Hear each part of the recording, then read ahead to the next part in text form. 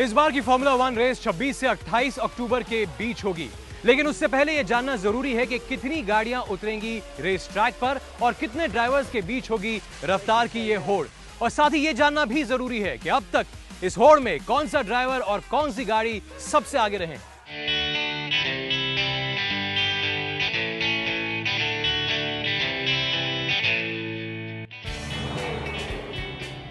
Greater Noida का Buddha circuit एक बार फिर तैयार है रफ्तार के सौदागरों की मेहमान नवाजी के लिए। दुनिया के 24 सबसे तेज कार ड्राइवर इंडियन ग्रां प्री के खिताब के लिए लड़ेंगे। 26 से 28 अक्टूबर तक दूसरी इंडियन ग्रां प्री का आयोजन होगा। 26 अक्टूबर को प्रैक्टिस होगी, 27 अक्टूबर को क्वालिफाइंग राउंड होगा, वहीं 28 अक्टूबर को फाइनल मुकाबला। पहली इंडियन ग्रां प्री का खिताब मौजूदा विश्व चैंपियन रेड बुल के सेबेस्टियन वेटेल ने जीता था। जर्मनी के वेटेल इस सीजन में भी सबसे आगे। ये देखिए, जर्मनी के सेबेस्टियन वेटेल 215 अंकों के साथ सबसे ऊपर।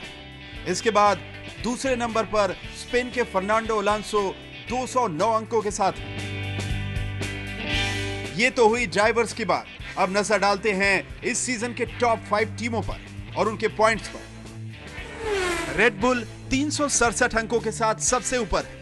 दूसरे नंबर पर 290 पॉइंट्स के साथ फरारी। तीसरे पर 284 अंकों के साथ मैकलेरन।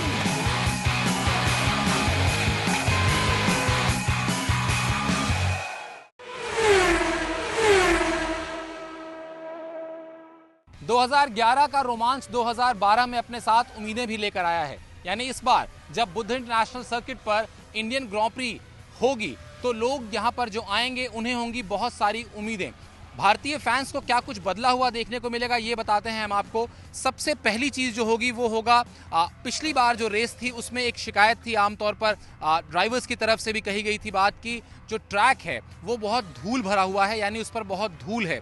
आयोजकों की तरफ से जो इस बार वायदा किया गया है या कहें दावा किया गया है वो ये कि उस वक्त जो धूल थी उसकी बड़ी वजह थी वो ये कि यहाँ पर आसपास का जो इलाका था उसमें कंस्ट्रक्शन की कई साइट्स थी, यानी कई साइट्स थी जहाँ पर काम चल रहा था। चूंकि वो काम पूरा हो चुका है इसलिए अब वो धूल की शिकायत नहीं आएगी। इसके अलावा जो पूरा का पूरा बुद्ध इंटरनेशनल सर्किट है उसको ग्रीन कर दिया गया है, उसमें हरियाली का बहुत खास ध्यान रखा गया है।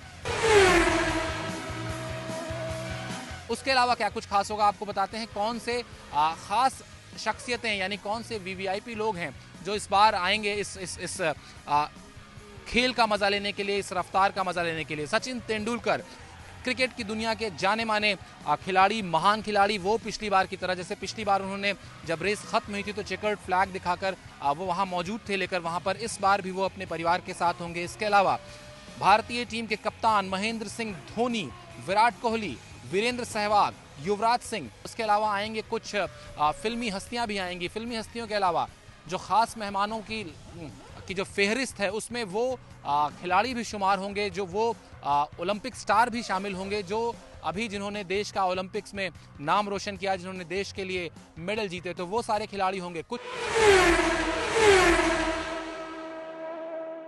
क्रिकेट में जो दर्जा सचिन तेंदुलकर को हासिल है, F1 रेसिंग में वही मुकाम माइकल शूमाकर को हासिल है। माइकल शूमाकर को F1 रेसिंग का सचिन तेंदुलकर कहे तो गलत नहीं होगा। आइए नजर डालते हैं F1 इतिहास में कितने कीर्तिमान माइकल शूमाकर के नाम हैं।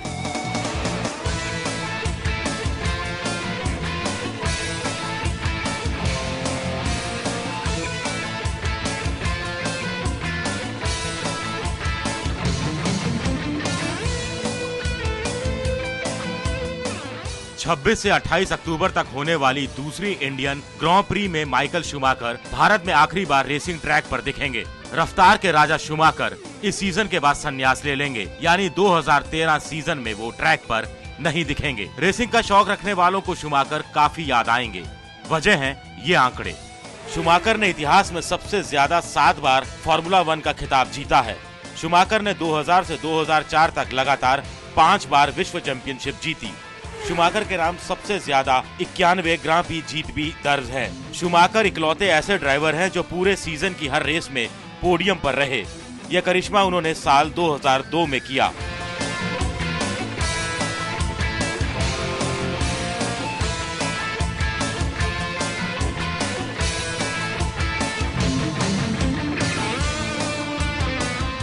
शुमाकर की रेस देखने के लिए सचिन तेंदुलकर भी आएंगे। आपको बता दें कि इंडियन ग्रां प्री के पहले सीजन में भी सचिन फॉर्मूला 1 रेसिंग देखने आए थे।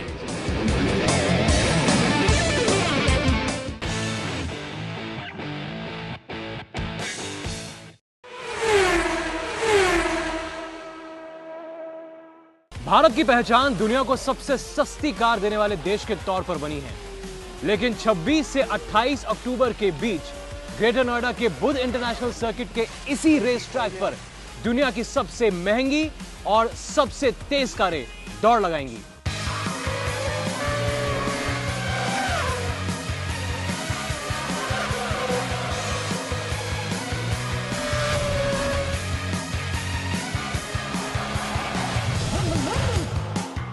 से भी ज्यादा की रफ्तार।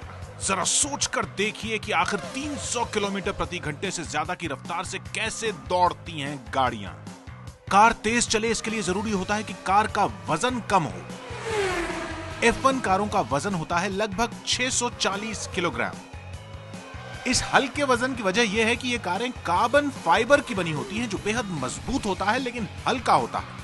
अब देखिए इन कारों का इंजन। इस इंजन की ताकत सामान्य कारों से कई गुना ज्यादा होती है। F1 कार के इंजन का आरपीएम होता है लगभग 18,000। यही वजह है कि ये गाड़ियां करीब 1.7 सेकंड में ही 0 से 100 किलोमीटर प्रति घंटा की स्पीड तक पहुंच जाती है। That's Webber right there. Hamilton, come on! Attaboy! Oh guys, I just lost position. Come on!